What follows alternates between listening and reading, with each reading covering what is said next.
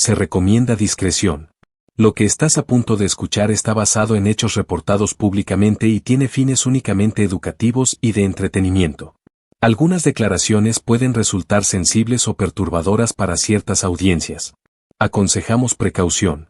Ahora bien, en este momento los medios de comunicación en Estados Unidos están colapsando por una revelación inesperada que acaba de sacudir a todo Hollywood. En una sala abarrotada del Tribunal Federal, Leonardo DiCaprio, una de las figuras más respetadas del cine mundial, acaba de testificar bajo juramento. Y lo que dijo, dejó al mundo sin aliento. No era un guión de película.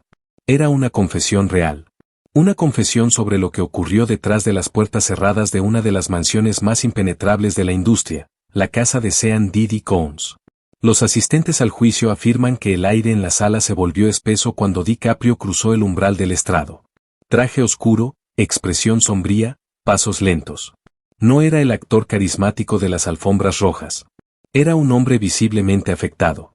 Y cuando se sentó y clavó la mirada en Diddy, el silencio fue absoluto. Esto no es una actuación, dijo. Es una confesión. De horror. De cosas que vi con mis propios ojos. Sus palabras retumbaban como martillazos. No era el inicio de una película. Era el principio del fin para uno de los hombres más poderosos de la industria musical. Contó que fue invitado personalmente por Diddy a una fiesta privada. Pensé que sería glamuroso, dijo. Celebridades, contactos, champán, lo de siempre. Pero lo que encontró fue una experiencia completamente distinta. Según sus palabras, la mansión no era solo lujosa, era estratégica. Todo estaba planificado. Las entradas estaban valladas, la seguridad era excesiva, los invitados llegaban en jets privados, y ciertas zonas estaban estrictamente prohibidas. Había tensión. Había vigilancia.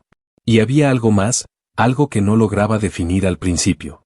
El relato se volvió aún más inquietante cuando describió cómo la atmósfera cambió conforme avanzaba la noche. Comenzó a notar personas que no deberían estar allí. Jóvenes, muy jóvenes, algunos incluso con aspecto de menores. Habitaciones custodiadas. Invitados que desaparecían por horas y volvían desorientados. Era como si estuvieran siendo procesados, dijo. Esa palabra, procesados, se quedó flotando en el aire, helando la sangre de quienes la escuchaban. Pero la bomba estalló cuando mencionó un cuarto trasero. Uno que no debía ver. Una puerta entreabierta. Vi cámaras, gente alineada, y a Diddy, dando órdenes. Ya no era una fiesta. Era algo más oscuro. Dijo que intentó irse, pero su chofer no estaba disponible.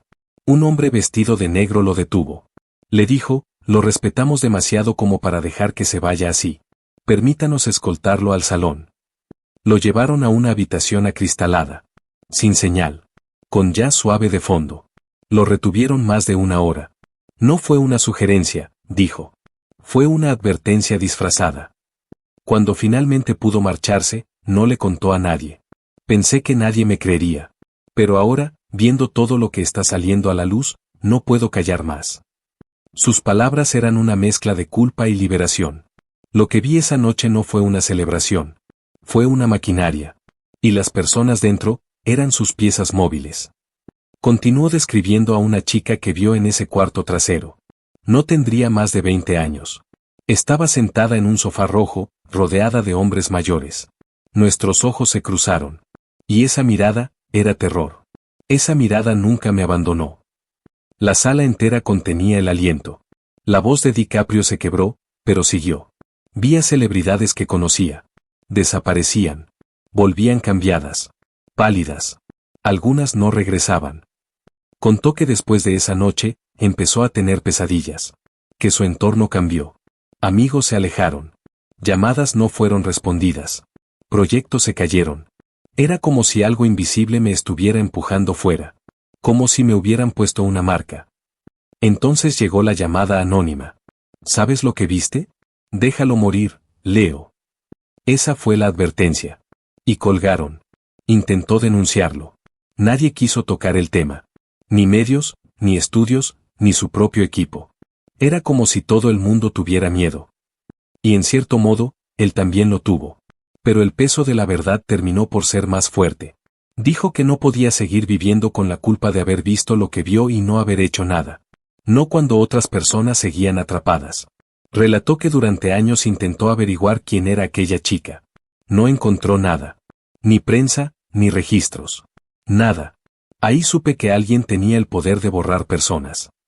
Cuando le preguntaron si creía que Didi sabía lo que ocurría en esa casa, fue claro.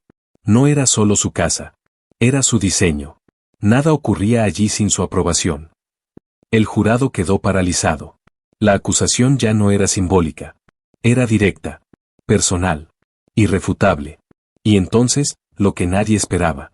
La fiscalía le preguntó si reconocía el término El Faro. Hubo un silencio denso. DiCaprio asintió. Sí, era el nombre clave. Todos en su círculo íntimo sabían lo que significaba. Dijo que en reuniones privadas con ejecutivos de alto nivel, escuchó la frase «¿Has estado en El Faro?», y que todos entendían. Una vez que lo veías, no había vuelta atrás. Cuando le preguntaron si había visto figuras políticas vinculadas con Didi en esos eventos, su respuesta fue demoledora. Barack Obama. La sala estalló en murmullos. Aclaró que nunca lo vio en la mansión, pero sí en eventos de campaña, recaudaciones privadas, y una vez lo vio entregarle un sobre a alguien de su entorno. No creo que Obama estuviera implicado directamente. Pero es difícil pensar que alguien tan poderoso no oyera los susurros. El juez pidió silencio. DiCaprio continuó. Contó que una vez, en 2016, alguien bromeó diciendo, «No dejes que Didi lleve El Faro a Washington». Todos rieron, excepto Obama, que simplemente sonrió y se marchó sin decir palabra. «No creo que no supiera», dijo. «Solo creo que no quería saber». Lo que vino después dejó a la sala completamente muda. La fiscalía sacó un sobre manila sellado. Al ver su contenido, el rostro de DiCaprio cambió. «¿Es ese archivo?», preguntó en voz baja. El abogado asintió. Leo tragó saliva. Sus ojos recorrieron cada rincón de la sala antes de fijarse nuevamente en el sobre. «Ese archivo», dijo con voz baja, «no se suponía que yo lo tuviera. Me lo entregaron en 2019. Una asistente. Temblaba cuando me lo dio». Contó que aquella mujer trabajaba para un poderoso ejecutivo discográfico y que un día le dijo, «Si desaparezco, entrégalo a alguien que no pueda ser silenciado». Leo preguntó por qué a él. Y la respuesta fue tan simple como demoledora, «Porque aún tienes alma». El archivo contenía transcripciones de eventos privados, nombres de invitados, registros de seguridad, fotografías borrosas, capturas de pantalla y mensajes anónimos. Pero lo que más estremeció al jurado fueron los documentos tachados, que hacían referencia a personas que alguna vez entraron en la mansión y nunca salieron. Víctimas. Testigos.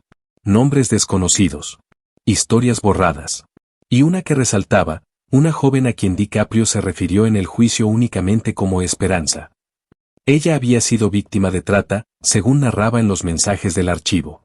Reclutada a través de contactos en la industria del entretenimiento, estuvo atrapada en el círculo de Didi durante 3 meses antes de escapar gracias a un favor de alguien que arriesgó su vida por ayudarla. Nunca volvió a aparecer públicamente. Nunca denunció.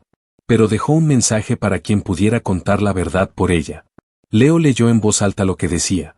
«Si alguien llega a saber lo que nos hicieron, lo enterrarán a él y también a nosotras. Solo quiero que alguien diga en voz alta lo que pasó, aunque nadie lo crea». La sala se estremeció. Algunos miembros del jurado tenían los ojos enrojecidos. Otros miraban al suelo, como si no pudieran sostener el peso de lo escuchado. Didi se removía en su asiento, hablándole al oído a uno de sus abogados. Pero ya no parecía tener el control de nada. La historia estaba ahí, desnuda, viva, y nadie podía evitarla. DiCaprio concluyó que el imperio de Didi no se sostenía solo con música ni fama, sino con algo más antiguo y peligroso: el miedo, el silencio y la vergüenza. «Este hombre sabe bailar», dijo con una mezcla de ironía y tristeza, «pero son las sombras las que se mueven con él. Y todos lo sabíamos, pero fingimos que no». El juez pidió un breve receso. Nadie se levantó. Nadie se atrevía a romper el silencio que había quedado suspendido en el aire como una sentencia moral. Cuando el jurado regresó, algo había cambiado. No se trataba solo de un juicio. Era un ajuste de cuentas. Y Didi, por primera vez, parecía pequeño. Entonces llegó la última pregunta de la fiscalía: «Señor DiCaprio, ¿por qué decidió hablar ahora?». Leo se quedó unos segundos en silencio. Cerró los ojos. Respiró hondo. Y respondió: «Porque tenía miedo. No solo por mi carrera, sino por mi vida. Confesó que después de aquella noche en la mansión, todo cambió. Dormía con las luces encendidas. Contrató seguridad privada para revisar su casa cada noche. Dejó de asistir a eventos públicos. Se obsesionó con encontrar respuestas. No era paranoia, dijo. En Hollywood, la paranoia es una herramienta de supervivencia. Intentó advertir a personas con poder. Le dijo a un jefe de estudio, hay algo muy oscuro detrás de escena. Alguien saldrá lastimado si no hacemos algo. La respuesta fue clara y brutal. ¿Quieres estar en El Renacido, o no? Desde entonces, cada vez que intentaba hablar, las puertas se cerraban. Advertencias veladas. Miradas esquivas. Silencios incómodos. Un productor me dijo, si dices algo malo de Didi, pierdes el seguro de producción de un día para otro. Te cancelan. Y ni siquiera sabrás quién lo hizo. Pero lo que finalmente lo llevó al límite ocurrió en 2021. Estaba en un yate en Capri, Italia. Alguien mencionó el faro otra vez. La palabra maldita. Ha vuelto, dijeron. Está empezando de nuevo. Esa noche, Leo se acercó al borde del yate. Pensó en lanzarse al agua. Había pasado años fingiendo, sonriendo en alfombras rojas, aceptando premios, sabiendo que alguien, en algún lugar, seguía atrapado. No saltó. Pero hizo un juramento. Si llegaba el día en que ese hombre tuviera que rendir cuentas, él testificaría. Sin importar el precio. Cuando el juez le pidió una declaración final, Leo se aclaró la garganta. Y dijo, no estoy aquí porque odie a Sean Combs. Estoy aquí porque creo en la rendición de cuentas. Creo en la luz. Hizo una pausa. Nadie respiraba. Didi lo miraba con una mezcla de rabia y desconcierto. Este juicio no trata de fama ni de Hollywood. Trata de un sistema que permitió que un hombre hiciera lo que quisiera durante décadas, porque era rico, conectado y peligroso. Trata de las personas a las que dañó, mientras nosotros mirábamos hacia otro lado. Volvió su mirada directamente hacia Didi.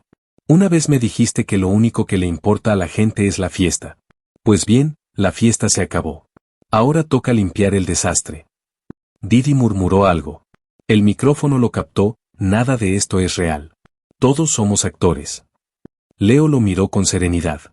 Y le respondió, entonces por fin entiendes lo que es estar en una de mis películas, solo que esta vez, no tienes guión. El juez dio por terminada la sesión del día. Algunos reporteros salieron corriendo. Otros se quedaron paralizados. El jurado permaneció inmóvil. Y por primera vez en mucho tiempo, Sean Combs lucía desamparado. Leonardo DiCaprio se levantó y salió escoltado por agentes federales. En su camino hacia la salida, algunos espectadores lo aplaudieron. Otros simplemente lo miraron, incrédulos, en silencio. Pero todos sabían una cosa. El faro, una vez más, había encendido su luz. Un murmullo helado recorrió los pasillos del tribunal mientras Leonardo DiCaprio abandonaba el estrado. No eran palabras, era una energía colectiva, asombro, miedo, respeto, incredulidad. Nadie se atrevía a decirlo en voz alta, pero todos sabían que algo había cambiado para siempre. Los reporteros volvían a sus redacciones con los dedos temblorosos, tecleando lo que ya era considerado el testimonio más impactante de la década. Las redes sociales explotaban con titulares improvisados. DiCaprio desenmascara a Didi, el faro existe, Hollywood bajo la lupa. Pero mientras el mundo trataba de asimilar lo que acababa de pasar, en lo profundo de esa misma ciudad de apariencias, otros rostros poderosos comenzaban a sentir que el velo de impunidad se estaba desgarrando. Esa noche, las luces de la mansión de Didi permanecieron apagadas. Por primera vez en años, no hubo música, ni coches lujosos entrando, ni risas al borde de la piscina. Solo un silencio espeso, interrumpido por conversaciones a puertas cerradas, llamadas encriptadas y abogados que no dormían. Lo que Leo había dicho ya no se podía enterrar. Había puesto nombre, rostro y memoria a un sistema que llevaba años funcionando bajo las sombras. Y aunque muchos intentaron desacreditarlo, nadie pudo negar que algo verdadero se había encendido en su voz. Mientras tanto, Leonardo DiCaprio regresaba a su hogar con custodia reforzada. El trayecto fue silencioso, sin palabras entre él y los agentes que lo acompañaban. Cuando por fin se quedó solo, se encerró en su estudio. Se quitó el saco, aflojó la corbata y se quedó de pie, observando su reflejo en una de las ventanas. No se veía como un héroe. Tampoco como una víctima. Se veía, humano. Con las manos temblorosas, sacó de un cajón una pequeña caja de madera. Dentro, cuidadosamente doblado, estaba el mensaje original de Esperanza, aquella joven de la que habló en el juicio. No era solo una prueba. Era su ancla. Su recordatorio. Lo leyó de nuevo en voz baja: si tú hablas, yo existo. Las palabras parecían tatuadas en el papel, pero más aún en su conciencia. Ese fue el verdadero motor detrás de todo. No se trataba de vengarse. No se trataba de fama ni de limpiar su nombre. Se trataba de alguien que había desaparecido del mapa, de alguien que había sido convertida en sombra. Y de su deber de hacerla visible. Los días siguientes fueron un caos mediático. Los programas de televisión no hablaban de otra cosa. Algunos defendían a DiCaprio, otros ponían en duda su testimonio. Pero incluso los más escépticos no podían ignorar los documentos que la fiscalía había empezado a desclasificar. Extractos del archivo que Leo entregó comenzaron a filtrarse en tribunales federales. Nombres de asistentes, empresas de seguridad privadas, correos electrónicos con agendas codificadas, mapas de distribución interna de la mansión, listas de acceso restringido. En una audiencia cerrada, una jueza federal se pronunció: hay suficientes elementos para considerar que existía una estructura organizada de manipulación, ocultamiento y posiblemente trata de personas en la residencia del señor Sean Combs. Las palabras eran cuidadosas, legales, pero cada sílaba era como un mazo cayendo sobre la imagen pública de un ícono que, hasta ese momento, parecía intocable. DiCaprio, por su parte, rechazó entrevistas. No quiso hablar con medios. Su equipo legal emitió un comunicado sencillo: el señor DiCaprio ya dijo lo que tenía que decir. Ahora es la justicia quien debe hablar. Pero en privado, seguía recibiendo mensajes. Algunos de apoyo. Otros llenos de miedo.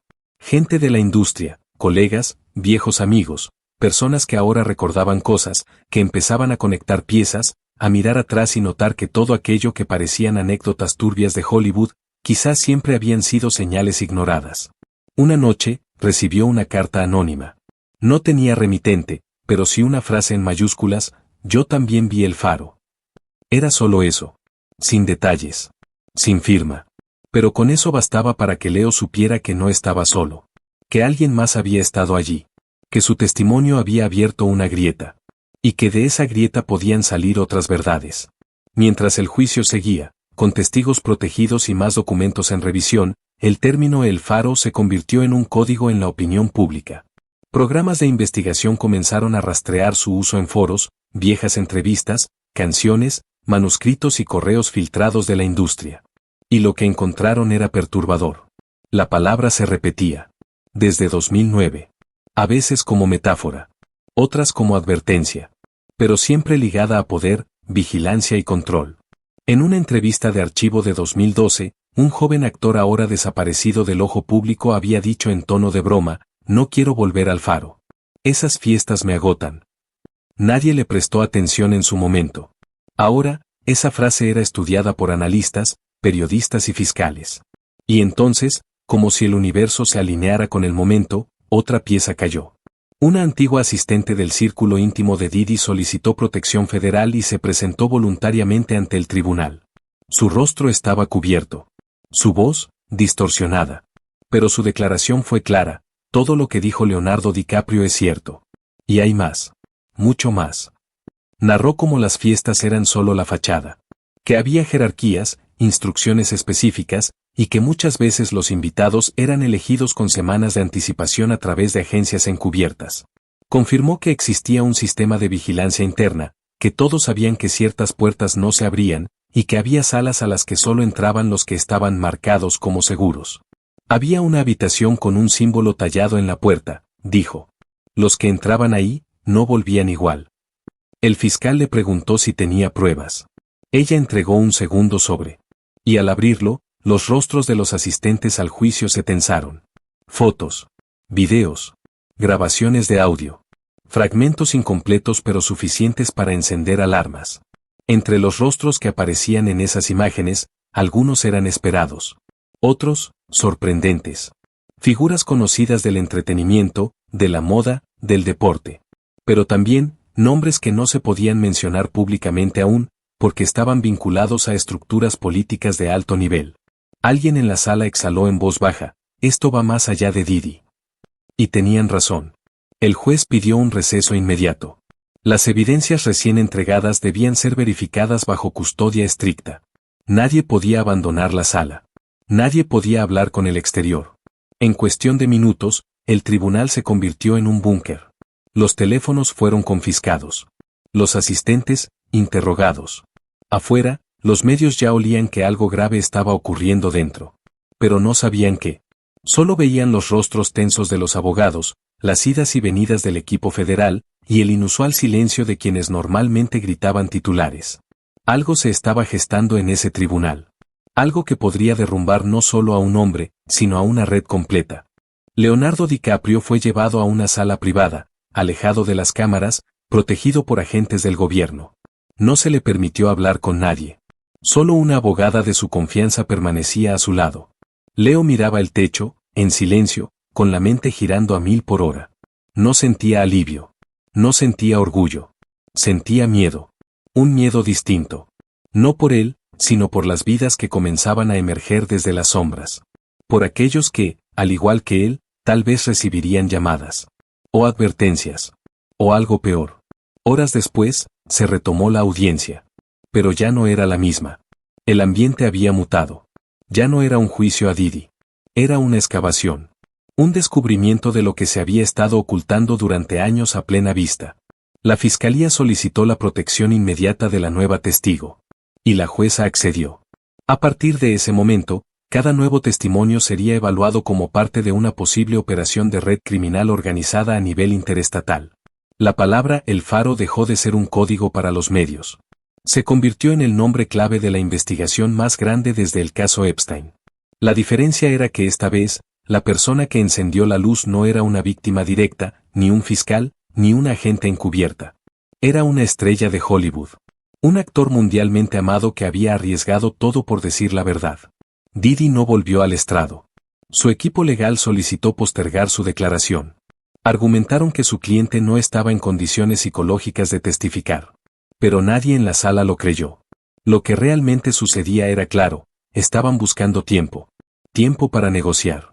Tiempo para proteger lo que se pudiera. Tiempo para frenar la avalancha.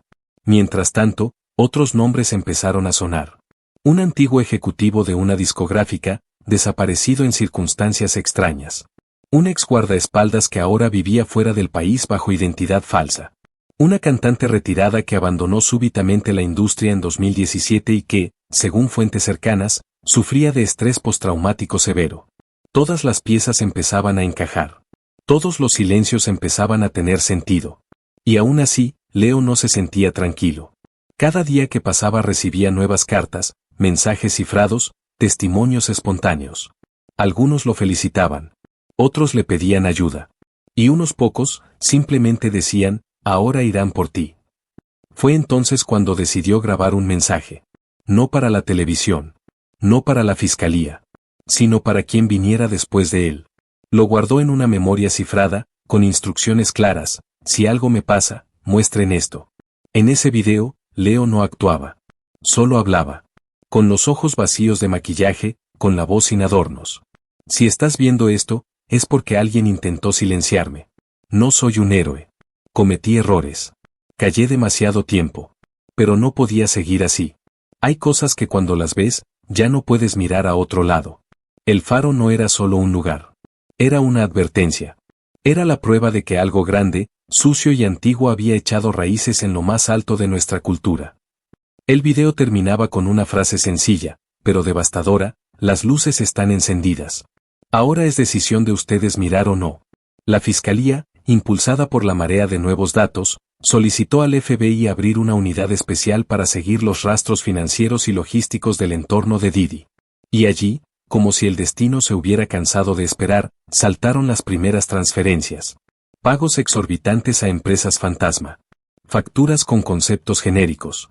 Retiros de efectivo en cantidades ilegales. Cuentas en paraísos fiscales conectadas con agencias de reclutamiento de modelos, productoras de eventos y compañías de seguridad privada. Cada nuevo documento reforzaba la sospecha de que no se trataba de un capricho personal, ni de una excentricidad de millonario. Era una estructura, un negocio, un sistema. Y mientras más cavaban, más nombres emergían. Nombres de asistentes, de choferes, de diseñadores, de médicos, de organizadores de premios. Todos, en algún momento, habían girado alrededor del faro.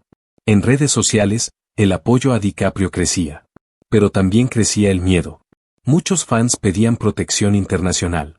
Otros temían un accidente repentino. El mundo estaba mirando. Y eso, paradójicamente, era su mayor escudo. Una tarde, mientras el sol se ocultaba sobre Los Ángeles, Leo recibió una visita inesperada. Una joven, con una cicatriz en la mejilla, se presentó sin cita, sin seguridad, sin abogado. Solo ella y una pequeña carpeta amarilla. Dijo llamarse Diana, pero ese no era su verdadero nombre. Él lo supo de inmediato.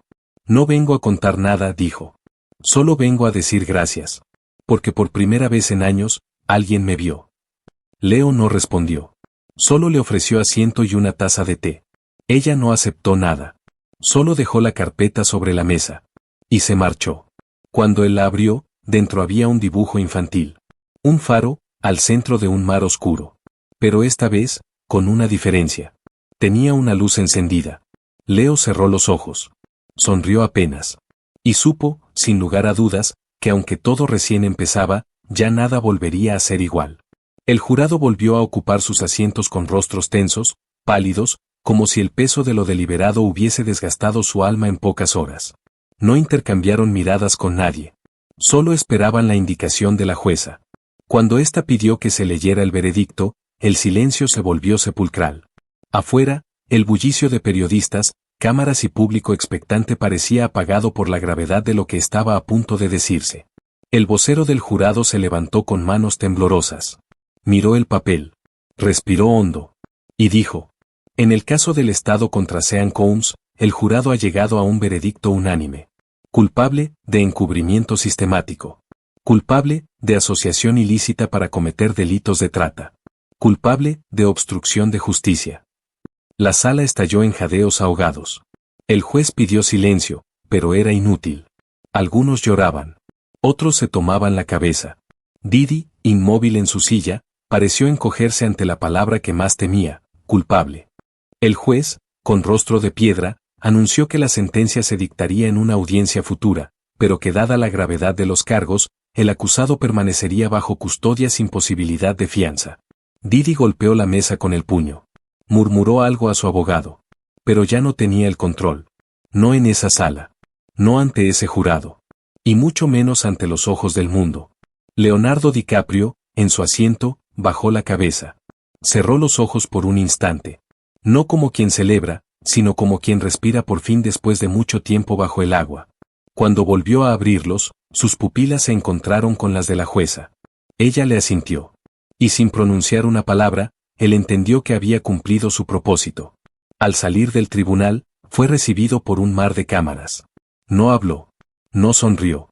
No levantó el puño. Solo caminó con paso firme hasta el vehículo negro que lo esperaba. Dentro del coche, sus manos temblaban. No por miedo, sino por la liberación de una tensión que llevaba años acumulando. Revisó su teléfono. Decenas de mensajes. Llamadas perdidas. Pero uno, solo uno, lo hizo detenerse. Era de un número desconocido. El mensaje decía: gracias por encender la luz. Ahora nosotros podemos seguirla. Durante las semanas siguientes, más personas se animaron a contar lo que sabían. No todas hablaban públicamente. Algunas lo hacían a través de representantes legales, otras mediante organizaciones de víctimas. Pero el efecto dominó ya era imparable.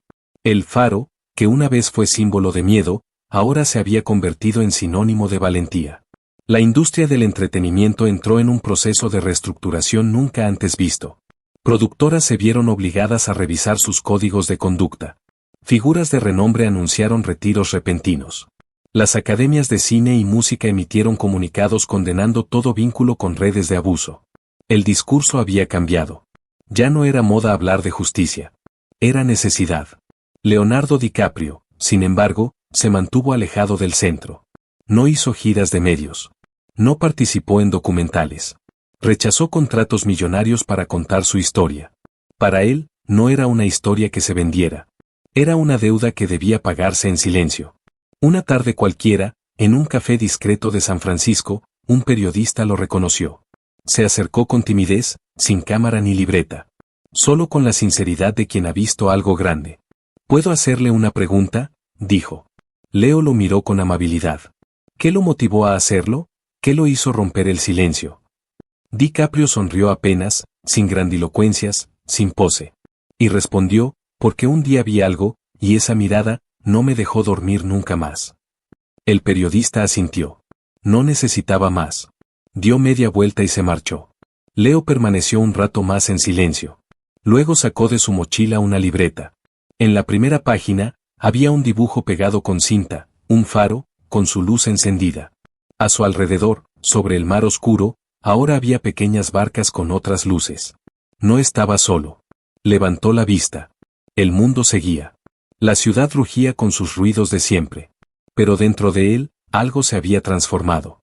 Y sabía, sin lugar a dudas, que aunque no podía borrar lo que había pasado, había encendido una llama que otros ahora podían seguir alimentando. El faro ya no era una advertencia. Era esperanza.